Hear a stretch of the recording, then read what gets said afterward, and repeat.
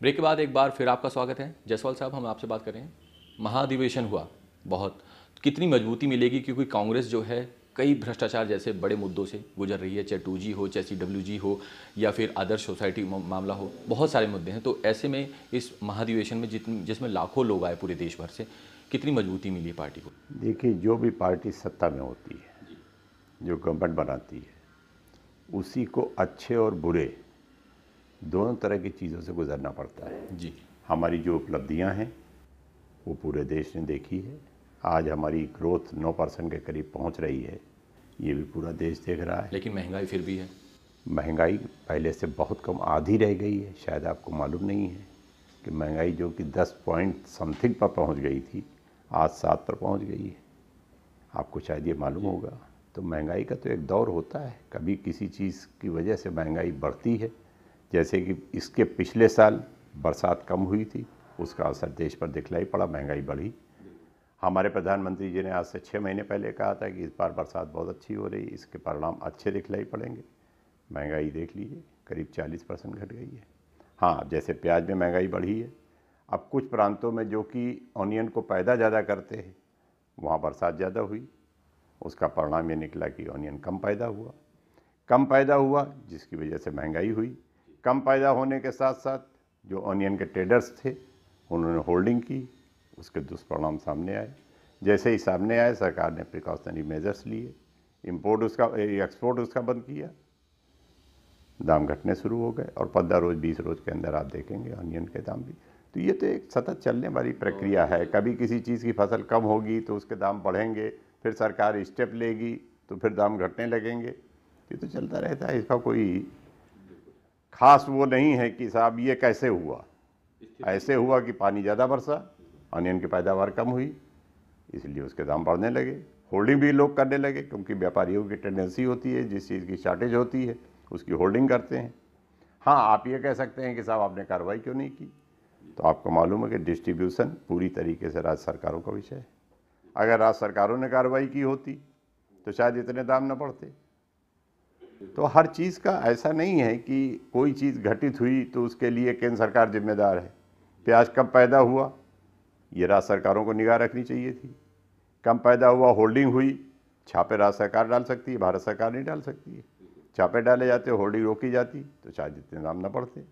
लेकिन उसमें भी हम किसी को दोषी नहीं मानते। हम ये मानते हैं कि चूँकि नेचर के ऊपर बहुत सारी चीज़ें डिपेंड करती हैं, तो नेचर अगर विपरीत होता है तो उसका असर कुछ न कुछ पड़ता ही है। कि यूपी में चुनाव होने हैं 2012 में, बिहार में हुए, कांग्रेस जो है बिल्कुल फेल रही बिहार चुनाव में, जबकि राहुल गांधी और सोनिया गांधी जी ने जो है खुद दौरा किया, वहाँ रैलियाँ की।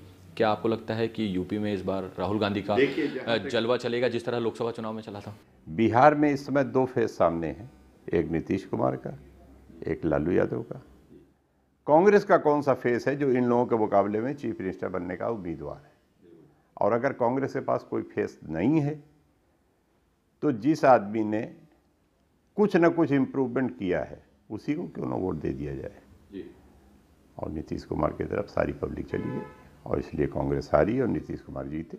यानी बिहार में कांग्रेस के पास सीएम पद का कोई एक जो बड़ा फेस होता है, ऐसा फेस विश्वसनीय नहीं था जो कि नीतीश कुमार और लालू यादव के मुकाबले में टिक सकता।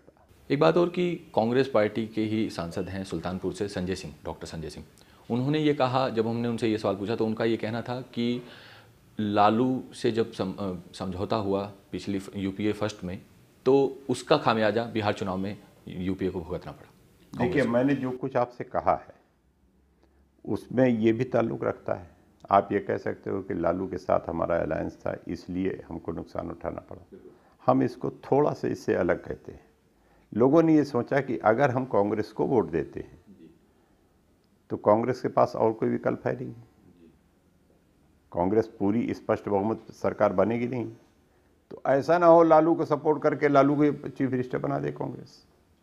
ये भी एक फैक्टर रहा है और लालू से पूरी तरीके से ऊब चुकी थी जनता। ये मानती थी कि लालू डेवलपमेंट नहीं कर सकते हैं और चाहे जो कुछ कर रहे थे, इसलिए लालू किसी भी कीमत पर चीफ मिनिस्टर न बने, उन्होंने कांग्रेस को प्रेफरेंस देने की जगह पर नीतीश कुमार को प्रेफरेंस दिया। चलिए, अब अगर यूपी की बात करें, यूपी में लोकसभा चुनाव के दौरान राहुल गांधी ने बहुत प्रचार किया और उसका जलवा भी देखने को मिला, सीटें भी काफ़ी मिली हमें।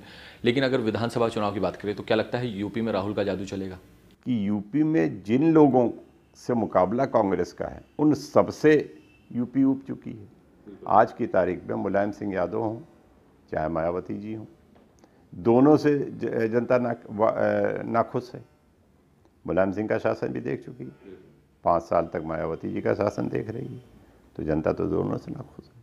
जब दोनों से नाखुश है और कांग्रेस अगर कहीं लीडरशिप को प्रोजेक्ट करती है, और चूंकि राहुल जी और सोनिया जी का ये प्रदेश है, इसलिए उत्तर प्रदेश पे बात बिल्कुल पलट सकती है।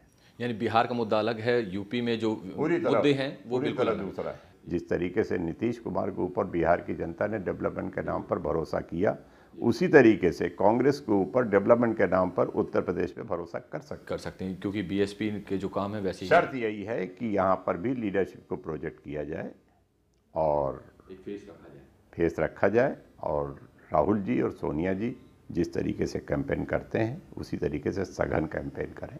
फिलहाल वक्त हो गया एक छोटे से ब्रेक का, जल्द लौटते हैं।